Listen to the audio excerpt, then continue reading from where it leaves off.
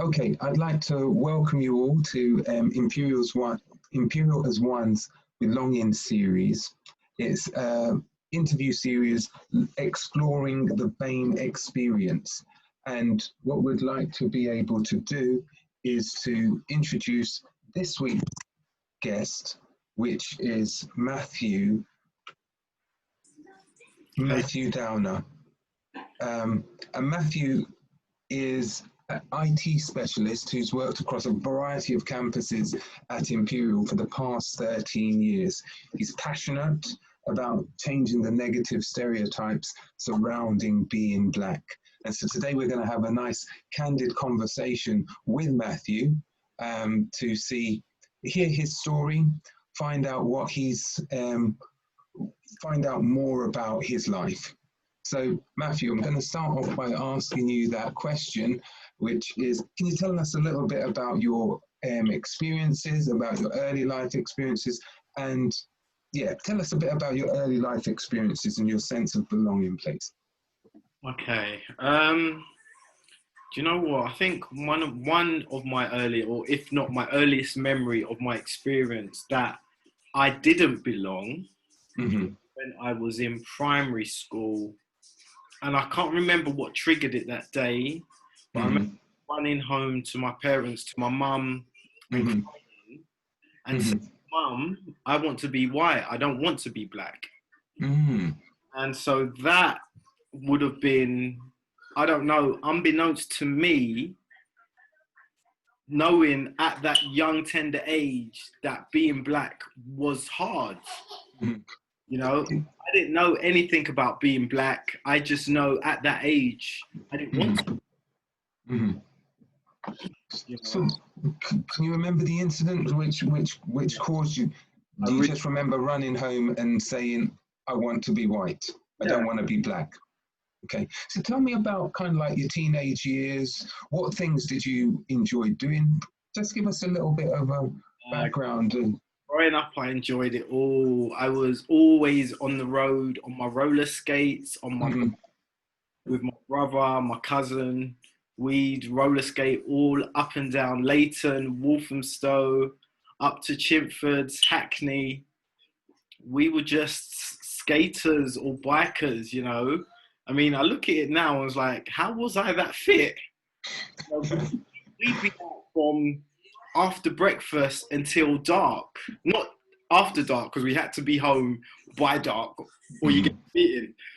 But, you know, we was out all day on our bikes or on our skates, and we just enjoyed life, going to the park, having fun. At that time, by the time I got to the teenage years, my circle of friends had changed from being white to being Black. So I was more around the people that were me. When I was in school, there wasn't many people like me. But as I grew up, as I grew older, that circle changed and became more people like me. So I became more comfortable with who I am. And Okay, so your circle of friends had changed. So you said that one of your earliest experiences was when you went home and said you didn't want to be Black, and then you moved from... I actually cried, Wayne. I went home and I was crying that I don't want to be Black. And then by the time your teenage years, it had been a total sea change, and you had embraced, and you only wanted to be around Black people. Yeah, you not only, but not. I wouldn't say only, but that's who my circle of friends became. Yeah, that's who became my family, and that's something I don't regret at all, because that helped shape and mold the person that I am today. Right. Okay. I understand that. I do understand that. So tell me about at school, and did you excel at sports? What was it that you're an IT specialist? What was it that caught your attention and your passion? That's a good question, actually. Did I excel at sports? I excelled at athletics. Right.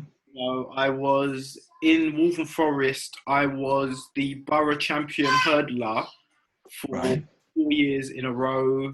Hmm. I was the borough champion triple jumper Hmm. for 2 years in a row. Hmm. And then I went to compete for South of England. Sorry for the noise, my little son's around. Sorry, guys. Um, yeah, and then I went to compete for South of England. Um, and I picked up a silver medal at the South of England Championships. Then I left school, went to college, and then when I was in college, I was focused at the time on singing. Right. Okay. I sing. You've heard me sing. I've got a little voice, people, just a little one. And I was singing in a choir at church, and that took up a lot of my time. So unfortunately, athletics became a side project that Hmm. fizzled out in my late teens. That fizzled out, and then over the years, I decided I wanted to get back into it. But by then, I hadn't had the fitness, the conditioning, and it was hard. It was hard. I did try to get back into it. I've done a few races. This time I was running for Enfield in Haringey, Yeah. training down at Lee Valley 4 times a week actually, on a Saturday as well. But it became hard, but I got fit. Loved athletics. I love football, but I haven't kicked a football since I decided to take up athletics, because the two shouldn't meet. Because football is such it's such sharp turning that it puts a strain on the muscles. And if you want to run in that straight line, you can't be putting the muscles at such a strain. Right. Fair enough. And any time I kicked the ball, I injured myself. So Right. Okay. I decided to stop one so I could focus on the other. Okay, so it sounds like you had to have quite a lot of discipline in terms of participating in the athletics which you were doing at the level you were doing it. So it was a real commitment to. 100%. I mean, when I was coming back, I was working here. Hmm. And I used to be based at St Mary's Hospital, which is based in Paddington, for those that don't know. I used to go to work early, start at 8, finish at 4, get the bus from Paddington to my place in Islington, get home by about 5 if I'm lucky, munch something very quick, straight in my car, stuck in traffic for an hour to get to the track at 6:30. So I'm not seeing my house for most of the week. I wasn't seeing my house, and then we train for 3 hours, maybe 3.5, finish at 10:30, then to come home. And then the days then you go to bed because I was so tired, shower, go to bed. I was so tired. Then you go to work the next day, go through work, and then the next day after that is a repeat. And this was a constant thing.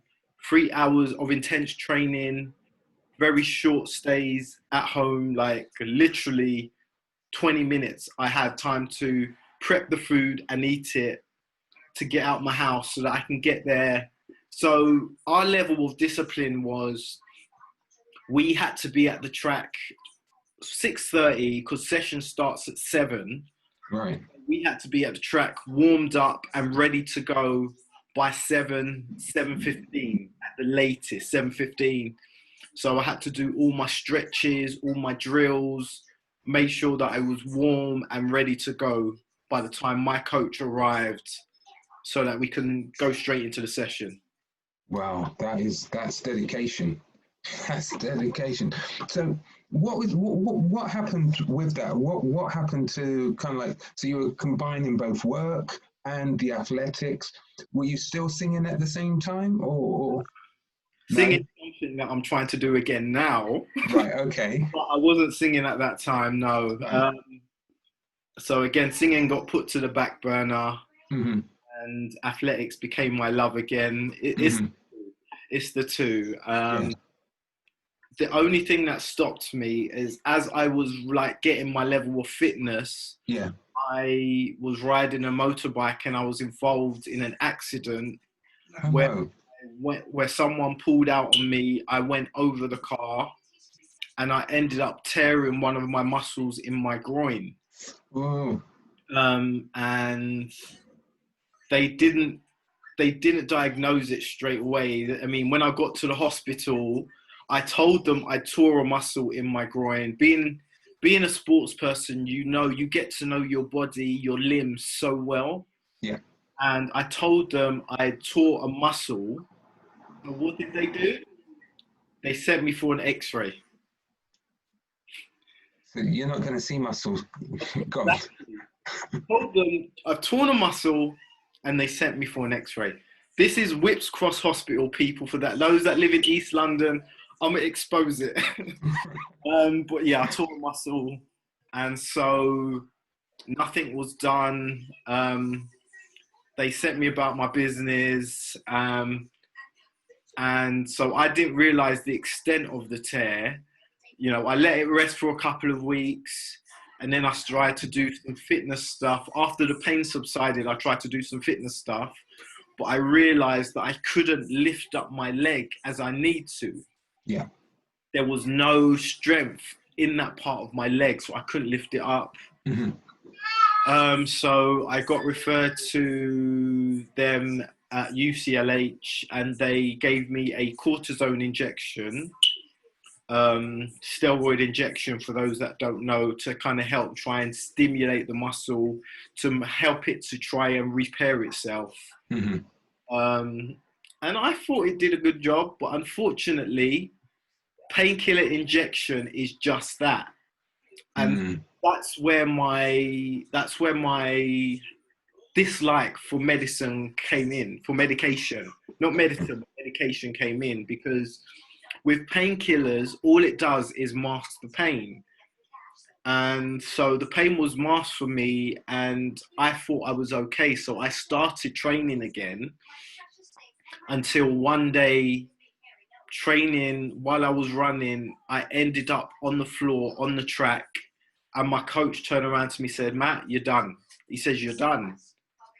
Because I was in pain, I was in agony, because, like I say, the pain had only been masked. It hadn't been resolved. Yeah. So I had to go back on the waiting list. Then months later, I had an operation to reattach my. They reattached it, and so in total, I was out of athletics for 2.5 years, and so that's a long time to, especially when you've already been away. Yeah.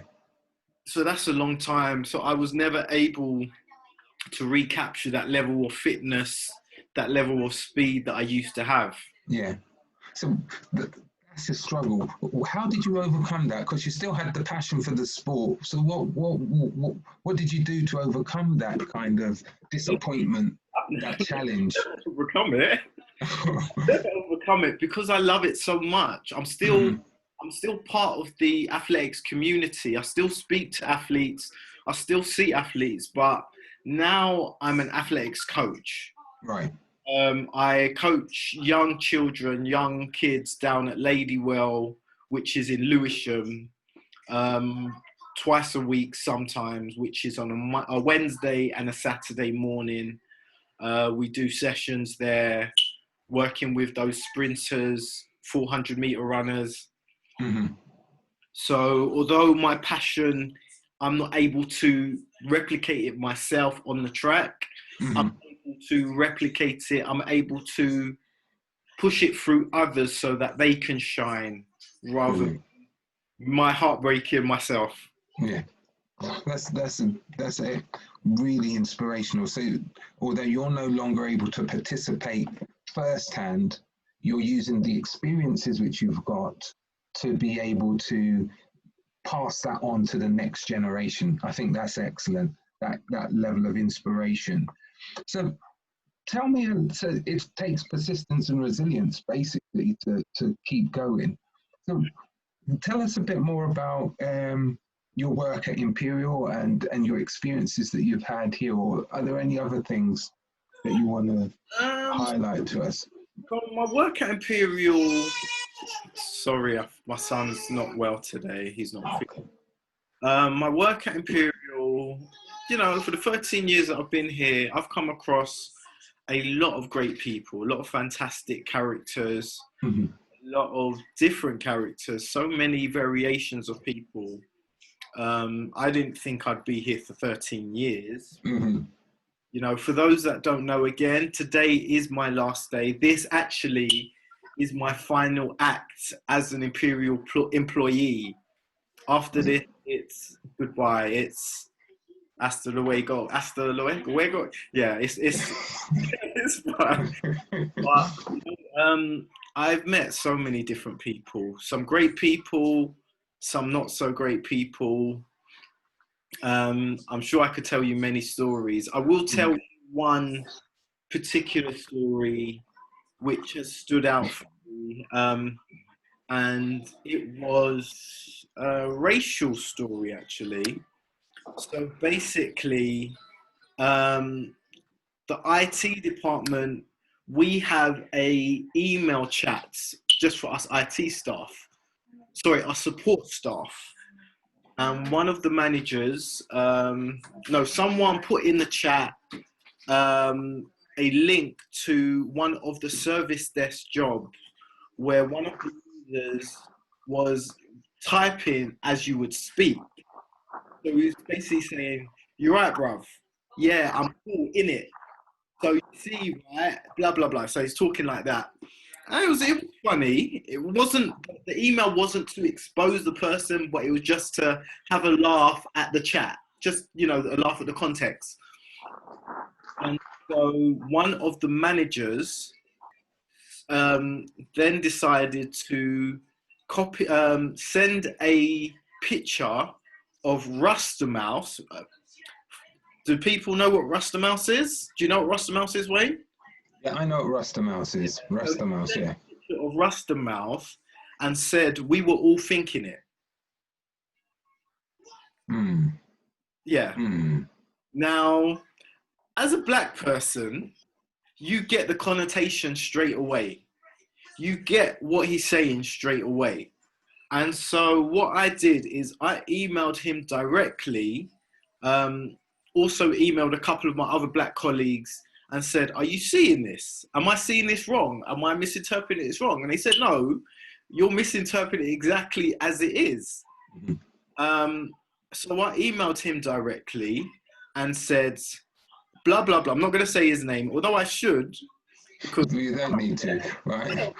I'll say. But I said, look, what you're saying can be misconstrued as a racist act. You know, I find it offensive because you're basically stereotyping and saying that because someone is, oh, that's right, sorry, the email title was called ghetto something. So I said, you're basically stereotyping and saying ghetto relates to black people. Yeah. So I said that to him. He ignored me. He ignored my colleagues and decided to reply to the whole of the ICT group and saying, we're being sensitive, da da da da da, and was blasé about it. Now, and how did that make you feel, and how did it make your colleagues feel? we were angry, like very. I mean, since that day, when I see him, I walk past him. I have no respect for him anymore. He's lost. Like, for me, everyone has a chance at respect. I give respect before you give it to me. So you don't have to earn my respect because I'll give it to you, but you have the opportunity to lose it. And once you lose it, it's gone. It's gone. There is no comeback from me.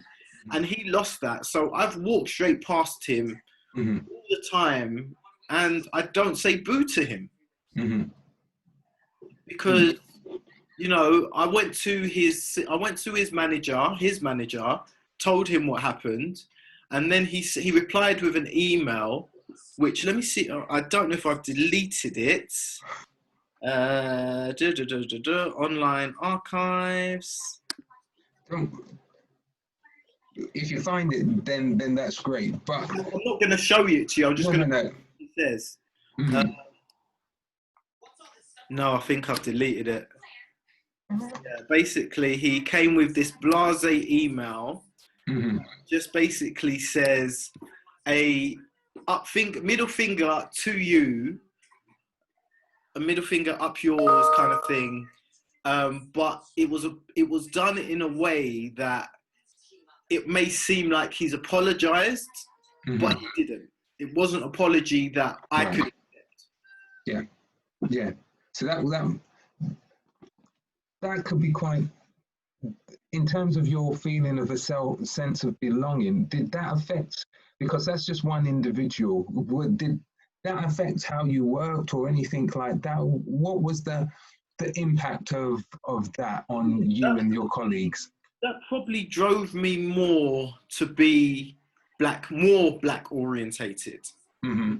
I've always been, not always, but the latter part of my years, I've been focused on black. But I think that in itself showed me that, do you know what? There is no one out here looking out for us.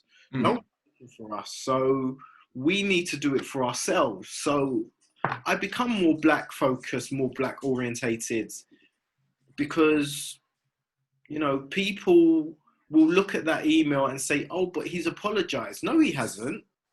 No, he hasn't. And the joke part is he has his own stereotypes going against him. He's a white man, but he has his own stereotypes going against him. Shoot. He's homophobic. He's gay. He's gay. And so I'm sure he's experienced his stereotypes going through his life. But he felt the necessity to disregard my feelings, not just my feelings, but my fellow colleagues' feelings, and say, do you know what? I don't care. I don't care how you feel. You're being sensitive. Because that's really interesting, where you start talking there about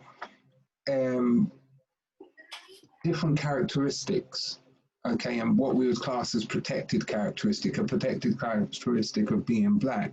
But there's also characteristics of disabled, sexuality, etc. Okay, and how one can be used against another, or you can lose sight of a sensitivity, or you can lose sight of it when you only just focus on yourself, as it were. So you've been here for 13 years. Gosh. I know, and today happens to be your last day. What would you say has been some of the high points of that time that you've been here? Getting a pay rise? You know what? The high points have been just the people. Like the people, because I do IT support, I'm the front face of IT.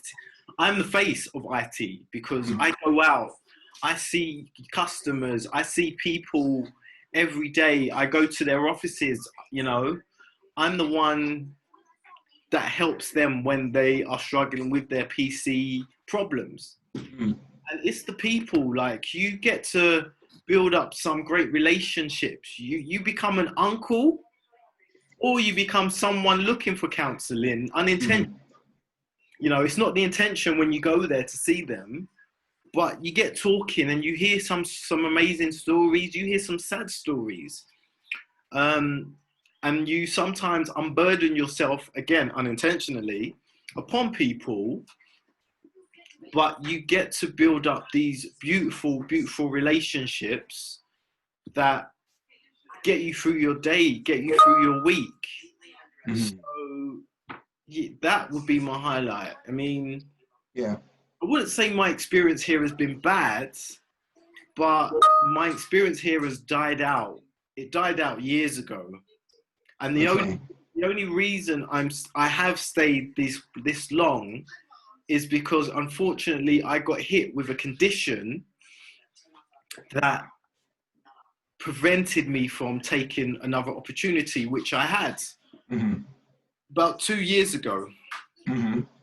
So what was that condition?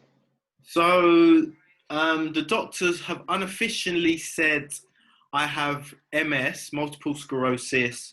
I have a neurological disease, basically. That much they know. I've got a neurological disease. But they've unofficially said I've got MS because I've got MS-like symptoms. I've got, on the MRI, I've got lesions on my brain, which is MS-like. So they're kind of putting me into that category for the time. So describe, if you don't mind, you don't have to if you don't want to, but describe some of the symptoms of MS and how that's impacted on your life. Well, MS doesn't impact two people the same. You may have similarities, but MS, because it's your neurological system attacking your spinal cords coming from the brain, it can attack anywhere. So the experiences I've had is I've lost the majority of my vision at one stage. I have lost the ability to, at one stage, I was out running to catch a train and my right leg stopped working mid-run. Like, it just stopped. There was nothing. It just stopped. For most of this year, I've not been able to walk properly. I've been able to walk, but after 2 minutes, 3 minutes, that was my limit. Like, I can walk to the end of the roads, struggle to walk back. It was a challenge for me. Standing up for 30 seconds or more, I'd want the nearest seat. I'd need the nearest seat. Kari, I'd need the nearest seat. Sorry, guys. It's fine. It's what happens when you've got 1.5 years, year-olds. But yeah, Mum's trying her best to kind of keep him quiet. But like I said, I lost most of that ability, the strength, not the ability, the strength to walk far. So there's the physical effects of that, but what about how that made you feel mentally? How did that? Oh, it's been a challenge. Hey, Britt. It's been a challenge because, walking, my legs, they are a huge chunk of my life. Like, I am an athlete by former trades. I'm an athlete coach. I'm an athlete coach. Athlete. I'm an athletics coach. So I need to be down at the track so I can work with these youngsters. I can show them what they need to do. But you're taking that away from me. Athletics already got taken away from me. But to take that part away from me, it's hard. Yeah. Not to be able to wake up in the morning and you're in pain and then, you're struggling to get out of bed. It's hard. It's difficult. Like, most days I was waking up and, like I say, I was in pain. Like, wake up, my legs were hurting. They were on fire. They are numb. Then you put your foot on the floor. I think there was actually once I woke up, my legs were in so much pain, I actually thought I couldn't walk. Right. Like, I couldn't feel, there was so much pain, I couldn't feel my legs. My missus had just got out of bed and I was asking her, is my legs moving? Because I couldn't feel them. Right. Yeah.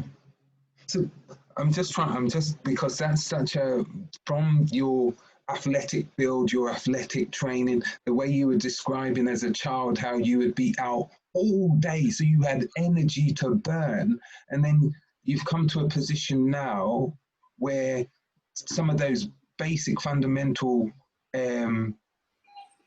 abilities are painful in themselves. What support mechanisms have you got to help you, or did you have to help you through that, other than your wife? What? My missus, she's been through similar stuff like this. She's not gonna let me sit on my backside and do about it. Like, she's not accepting me saying, do you know what, I'm tired. She doesn't accept that. You know, she doesn't accept me saying, do you know what, can we do it tomorrow? Can we do it? No, we're doing it today. Like, she took me out on walks when I needed to. She was a driving force. She was constantly encouraging and saying, she still is now, have you done exercises today? Have you stretched today? You know, have you been for a little walk? Because she doesn't want me to accept failure. Not allowing me to accept failure. Yeah. Sorry, carry on. Yeah. I was just going to ask another follow-up question.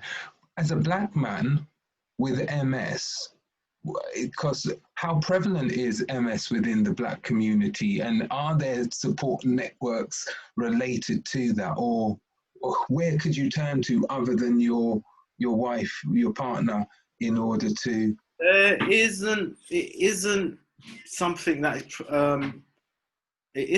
that is very global or very seen as very big in the MS society. But the more I look, there is more people.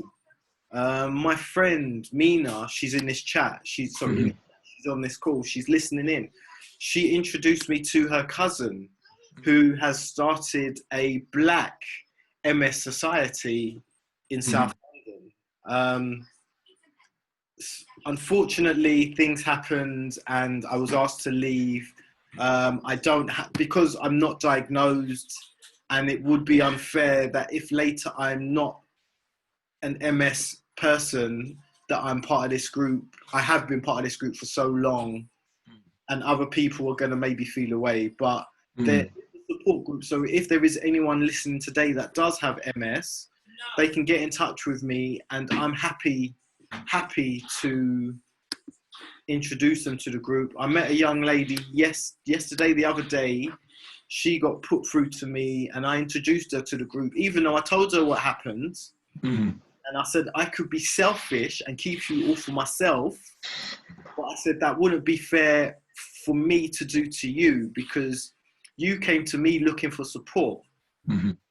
You came to me looking for support, and the best way I can support you is to advise you, as well as obviously listening to my story, me talking about my story, you telling me about your story.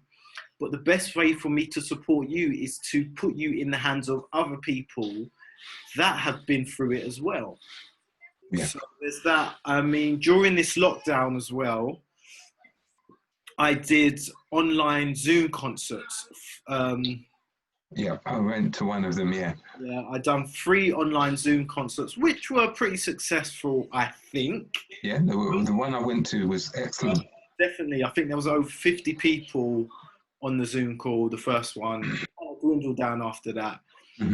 We had some really good singers raising awareness for MS. The last one that I did, it was mainly speakers, people that have MS. Right. We were speaking about our situations. We were telling people what we battle with on a daily basis, how we battle it, how we're overcoming it. So, you know, yeah. It's what the thing about it is. It's one of those hidden.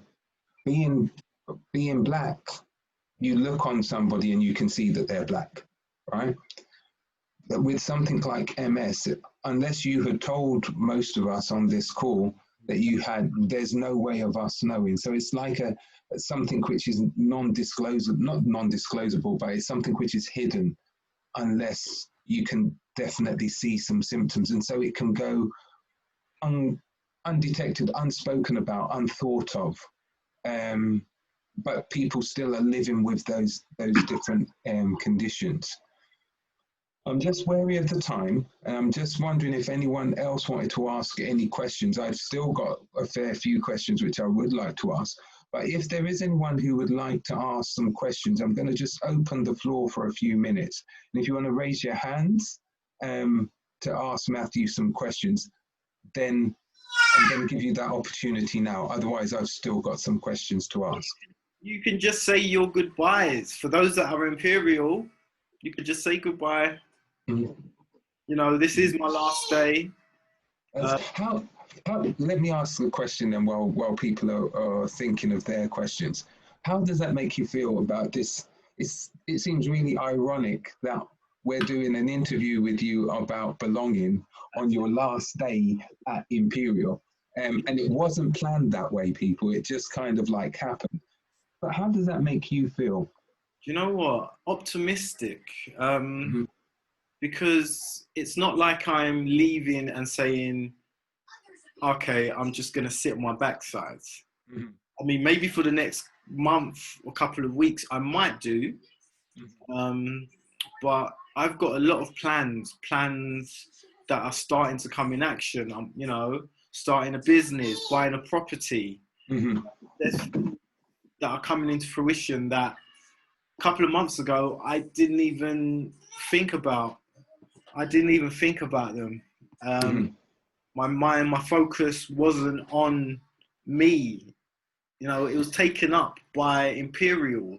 Mhm. So I didn't have the mental capacity, the mental space to really think, what could my life be like outside of Imperial? That scenario was put upon me Mhm. unintentionally by myself, and you know, Mhm. running with it. Mhm. Because the future is a scary thing, because it's the unknown, definitely scary. I've got to provide for my family. I've got to make sure that my son doesn't see me as someone that gives up. Mhm. I want him Yeah. to be someone that succeeds what I put my hands to. Yeah. So yeah, it's scary, but I'm prepared to battle this fear. Yeah. Prepared to Yeah. battle it, to find a way to in doing what needs to be done. No, I think that's an excellent attitude to have, to seize the opportunity, to seize the moment.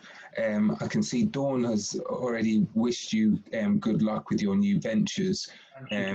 and saying that she'll miss the chats that you've had, Yeah, Dawn, which is, Dawn and I had so many chats. Dawn, I've known going back to the 13 years, because when I first started Imperial, I started at St. Mary's, which is where Dawn's based. And the amount of times I've just been up to Dawn's office, we sit down, we talk. You know, we've had so many chats, such long chats. So I'm gonna miss Dawn. Dawn's definitely one person I'm gonna miss. mhm. Um, it- I'm gonna rephrase it, because although you're no longer at Imperial, you Imperial will always be part of you, right? what? And the people who are at Imperial, we know that we're not going to be able to just pick up the phone or dial to IT support, and we'll know that you were there, right? And to talk and to help guide us through. So we are also losing something at the same time. But it's knowing that although a new chapter is opening, right? One chapter is closing, a new chapter is opening, and it's how we can then support each other in this new chapter. Even though we might not have that same day-to-day contact, we are still here for each other. Does that make sense? Mhm. Yeah. Um, I can see, I can see Cephas as saying good luck. Guys, don't just say it on the chat, man. Come on, and let just say your piece to the man while he sat there. You know, I think that would be really nice at this point. Is just to give a. We're all in lockdown. We can't all be together, so it would be really nice for us to just say, you know what, and this is about belonging. We can't belong if we're all hidden behind our cameras. So I'm going to ask everyone who knows Matthew to just. There's a few of my friends that outside of Imperial that are on Yeah, here. There are yeah. a few of my friends. But if you want to come on, right? I'm not going to sing. Matthew may want to sing one of Boyz II Men's "It's So Hard to Say Goodbye to Yesterday" or something like that. All right, let me do that now.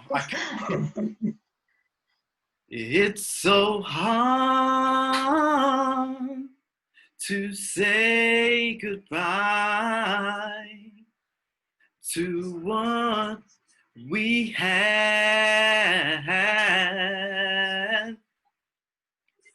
The good times that made us laugh outweighs the bad. I thought we'd get to see forever, but forever's gone away. Sorry, that went bad. No worries. Forever's gone away. It's so hard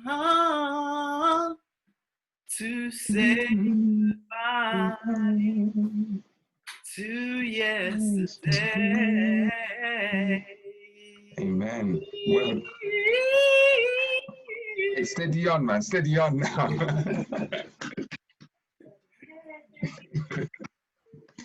You know, all I can say is, you know, Matthew, I've only known you for a short period of time, but, you know, you're someone who just injects energy into a room when you enter, whether that's a Zoom room or whether it's a real room. You know what? I've never met Matthew in person, right? Sure, you know. I'm not sure. I'm sure at some point we have. But all I know is that you've been an inspiration to many people. And, you know, one of the things which I really like about you, Matthew, is that you're not afraid to speak your mind. People here at one will tell you the same thing. Well, you know, I done business. I'm not fair. Again, that comes with life, you know. Ask me 5 years ago, I might have been very held back in what I say. Right. But life has been so hard on us as black people, like not even hard, tragic on us as black people, that the only way is to be real. That's the only way to be real. And so when I was 11 years old, I got stopped by police for walking down the street. 11. You know? And if I had a different mindset than I did, I could have gone a different way in my life, because, you know, it's one of those things where, okay, I'm getting stopped for being black while walking. At least let me have a reason to get stopped next time. You know, let me go down that criminal route. But that was never in my mindset. And that's thanks to my parents. That's fantastic. They allow me to have that mindset. So I was able to turn that negative action into doing something with my life. Yeah. I've just seen if my son will come. No, he's not coming to me. See if he'll come so he can wave and say hi, but no, he's not coming. Yeah. No, I do like that. And I know that you've got some really ambitious plans going forward. And you know that you can always come to us as Imperial as one, or any of the people who you've met at Imperial. You can come and we'll give you a candid discussion about your ideas, you know, whether we like them or help you to formulate them, to structure them in whichever way, because you are part of the family. You are part of Imperial as one. And that's how we want it to remain. You know, everybody's giving their good wishes, and it is heartfelt. You will be, actually, we're not saying you will be missed, because we know you're still going to be coming into our coffee mornings and stuff like that, and you will always have an invitation to come to these events. And it's been a privilege having you on today. I haven't cried in many years, but you're making me well up. The emotion now, the reality now of me leaving is actually hitting me, not hitting me as in now, but it's hitting me more, and you are making me feel like I want to well up. Yeah. No, it, That day, it is. And listen, you've been here for 13 years. It's a good amount of proportion of, you know, there's so many things. Listen, I don't want to have to you crying on screen, but if you want to listen, man, that's what I love to see. That's what I love to see, right? That's what I love to see. And we are family, you know. Sister Sledge said it. We are family, right? Matthew, Sarah, Desmond, and me, right? I've changed, I've changed the lyrics a bit, but we are family. All right, because you are part of our family, and we don't ever want to. Lovely messages, like Yeah. it's been real, and Yeah. each and every one is touching me right now, Right. in a legal and in a legal way. But you know what? I'm feeling everything here. I know I'm still gonna see you all. Come, let me introduce my son to all that hasn't met him. Yeah. Hi, Kai. Say hi. Wave. Hiya. You're right. Waving. He's waving and saying hello. Yeah, I can see that. Well Yeah. done. Hi. Oh. Right, go to mommy. Yeah, it's it's been, you know, the people, as I said, it's not the institute that I'm going to meet, it's the people. Sorry, Yeah. It's not the institute that I'm going to miss, it's the people, because we've built up relationships on all levels. Sarah, I've known her from her Brompton days. You know, I used to come up to her office as well, and I used to just sit. Didn't care whose chair was next to where I was taking it. I'll sit. You know, Brit, if she's going to put her camera back on, I don't know if she's still in here. Brit, I used to see when I used to go to the gym. Fantastic. So, you know, there's so much love in my heart for all of you people, that I'm going to miss you all. I do miss you because I can't see you anyway. Yeah. I can't see you. I can't get my hugs. I can't give any hugs. And apparently you stopped Brit's camera. If you can put it back on, I only stopped it at the start. Yeah, I'm gonna miss you all. Thank you for your love, for your time, for your patience, because I know it's not easy. Hi, can you hear me? Yeah, we can hear you, Brit. I'm trying to put my camera on. It still keeps saying you cannot start your video because the host has stopped it. Right, let me see if I find you, Brit. Sorry. Just 1 second. You know, who else have we got in here? Kefas, my friend Shireen. I don't think I know Deshane. Des is in here. Sunday. Kalpna. Obi. There's so many people. Like, everyone. Try that now, Brit. There we Okay. Oh. Yeah. Hey. Oh, if I'm honest, I had no idea you were leaving. My workload's got busier with the lockdown, so I've not been logging on as regularly. I'm so sorry to hear about this. Don't be sorry, because I'm not sorry. I'm not upset that I'm leaving Imperial or I'm losing my job. That doesn't upset me. The only thing I'm upset about is I'm going to miss the people. Definitely. People. Definitely. Right, guys. Oh my gosh. Just 1 minute. What I'm going to do is I'm going to just close off for a second, and we can have our after party in a minute. All right? And we can all say our goodbyes without having to be on camera. All right? So again, no. All I'm going to do is just advertise for next week, and then we will come back on together. So it's the right. My pizza while So, okay. So what we're going to do is just thinking about what's going to happen next week. I want to just say a big thank you to Matthew for his really candid interview with us this afternoon. And just to let you know that next week we've got Andrew Solanki, who is the founder of their diversity and inclusion company. So she's going to be speaking to us next week, Friday, from 12:30 till 1:15 in the Belonging series. So please tune in again. And those who want to stay on for the after party, then please stay with us.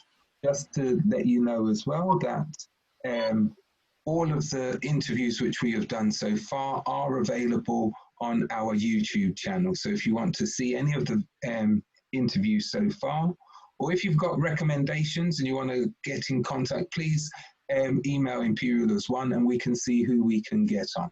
So this time I'm going to just say goodbye for now, but the after party will begin shortly. So thanks very much. Bye-bye. Thank you, Wayne.